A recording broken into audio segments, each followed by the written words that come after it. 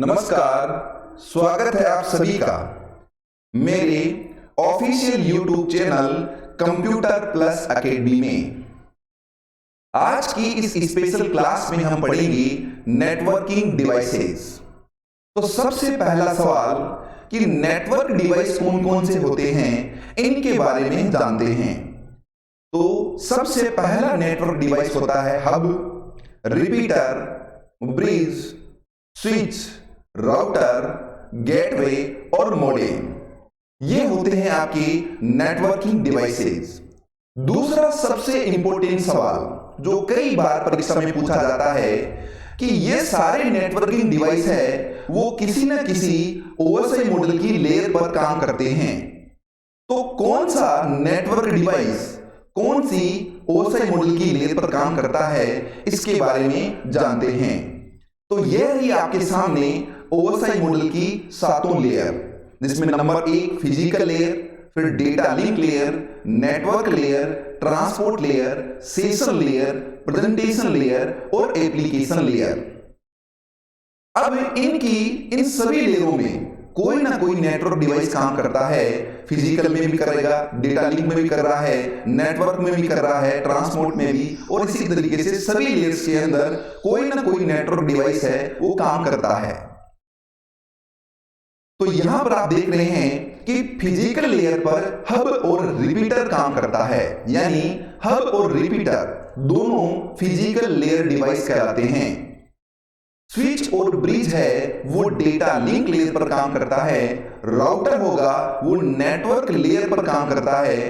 Gateway, transport layer और इससे ऊपर वाली सभी लेयर पर काम करता है गेटवे।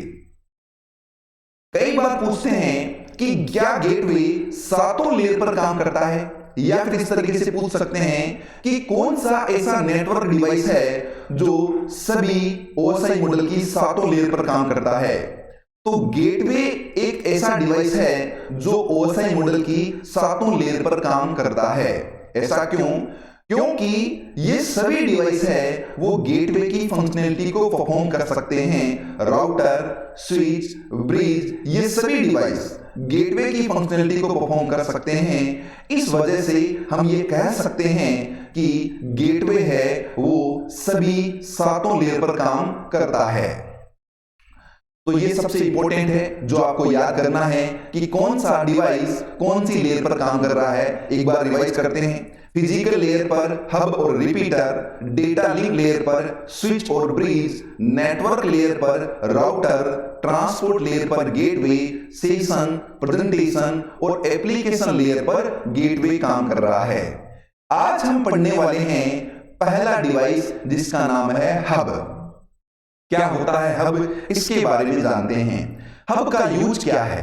हब का यूज होता है कि यदि हमें लोकल एरिया नेटवर्क बनाना है, यानी कि हमें 5 या 7 या 10 या 15 कंप्यूटर्स को आपस में जोड़ना है, तो उस केस में हम काम में लेंगे हब। यानी हब एक ऐसा डिवाइस होगा जो कंप्यूटर्स को या डिवाइस को आपस में कनेक्ट करता है। यानी मल्टीपल डिवाइसेस को या मल्टीपल कंप्यूटर्स को आपस में कनेक्ट करने के लिए हम काम में लेते हैं हब डिवाइस। तो कैसा दिखता है आपका हब? तो हब इस प्रकार से आपको दिखाई देता है, और ये जो आपको दिख रहे हैं इसे बोलते हैं पोर्ट। इसे क्या कहते हैं? पोर्ट कहते हैं। और ये पोर्ट कितने होते हैं इसके बारे में हम जानेंगे। 4, 6 या 8 पोर्ट हब में हो सकते हैं। अब जितने पोर्ट होंगे उतने ही डिवाइसेस या उतने ही कंप्यूटर्स हम हब की सहायता से जोड़ सकते हैं। ये देखिए, इस प्रकार से हम कंप्यूटर्स को हब की सहायता से जोड़ सकते हैं। ये आपको दिख रहे हैं कंप्यूटर जिनका नाम यहां पर वर्क स्टेशन दिखाई दे रहा है। Work station 1, 2, 3, 4, 5। यानी हब से हमने क्या कर लिए? मल्टीपल कंप्यूटर को जोड़ दिया।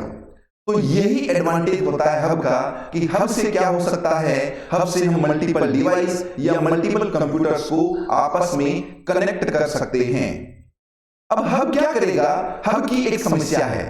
यानी हब क्या करता है, यदि मान लो कंप्यूटर ए है, वो अपनी इंफॉर्मेशन कंप्यूटर बी को भेजना चाहता है, उस केस में क्या होगा? हब क्या करेगा?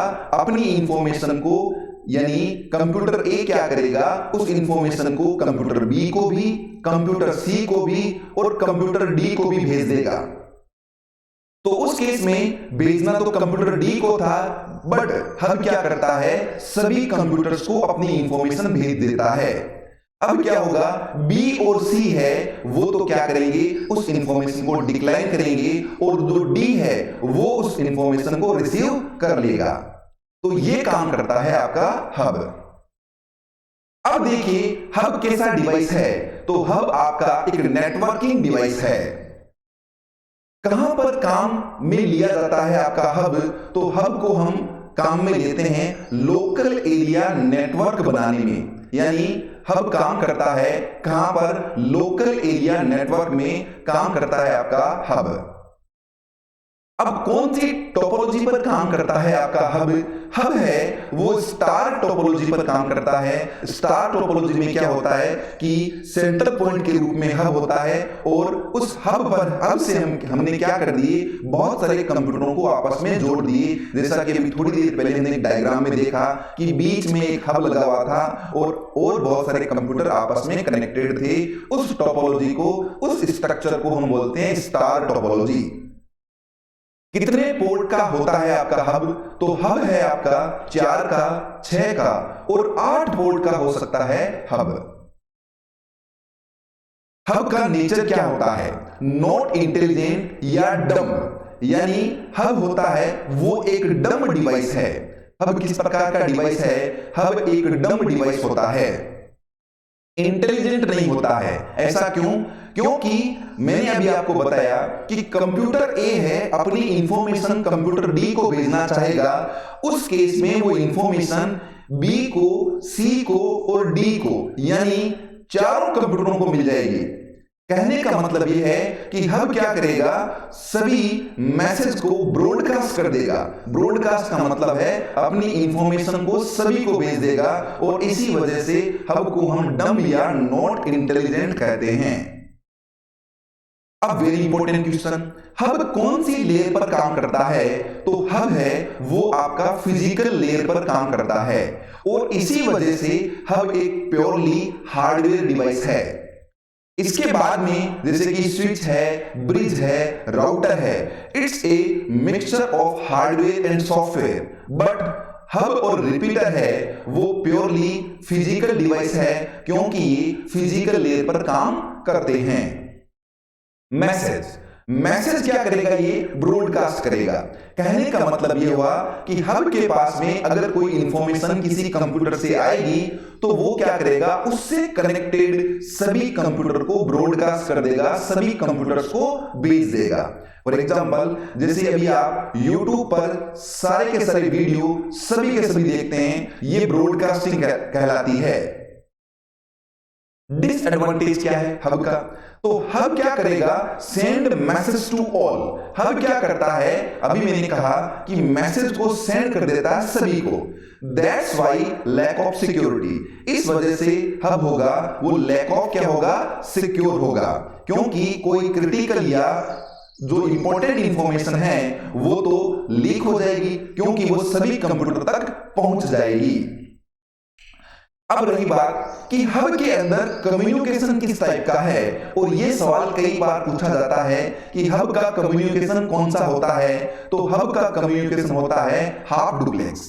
हाफ डुप्लेक्स का मतलब है कि कम्युनिकेशन तो दोनों तरफ से होगा, बट एट ए टाइम एक ही होगा। यानी अगर सेंडर कोई इंफॉर्मेशन सेंड कर रहा है तो उस समय रिसीवर है वो केवल उसको लेगा, उसको प्राप्त करेगा।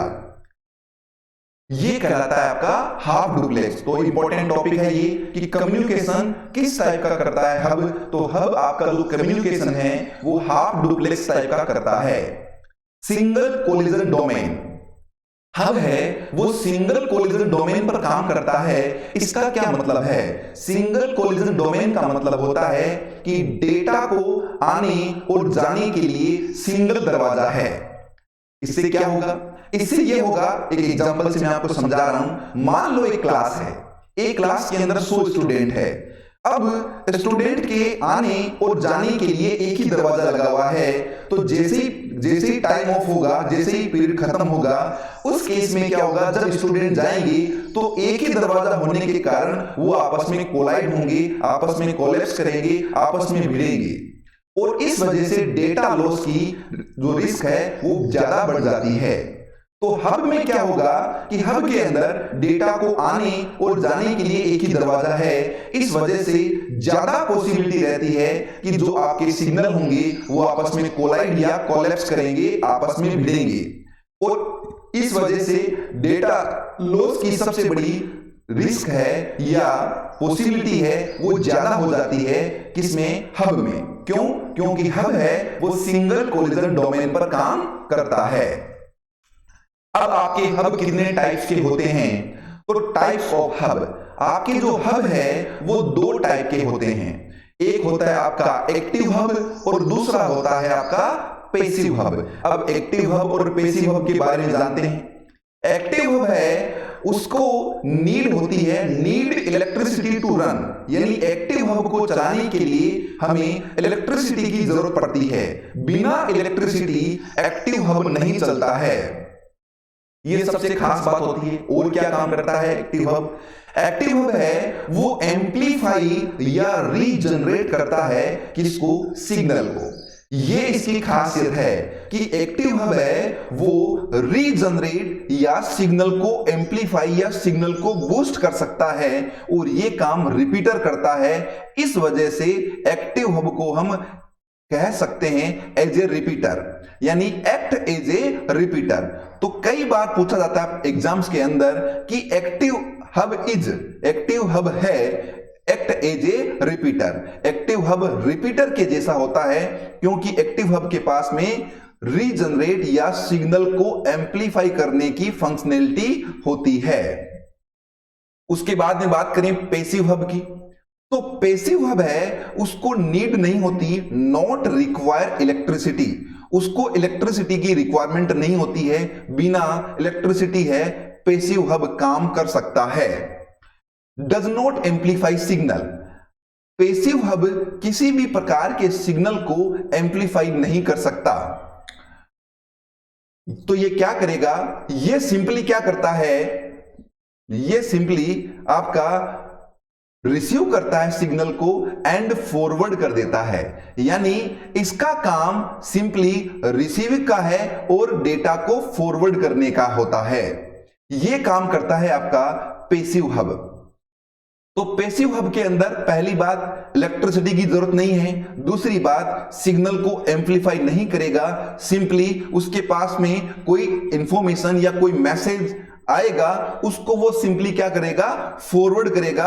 और फॉरवर्ड भी कैसे करेगा? ब्रॉडकास्ट के रूप में, यानी जो मैसेज उसके पास में आया है उस मैसेज को वो सभी कंप्यूटर्स को भेज देगा। तो इस प्रकार से ये था हमारे पास में टोटल हब क्या है, हब के बारे में मैंने कंप्लीट डिटेल आपको समझा दी है।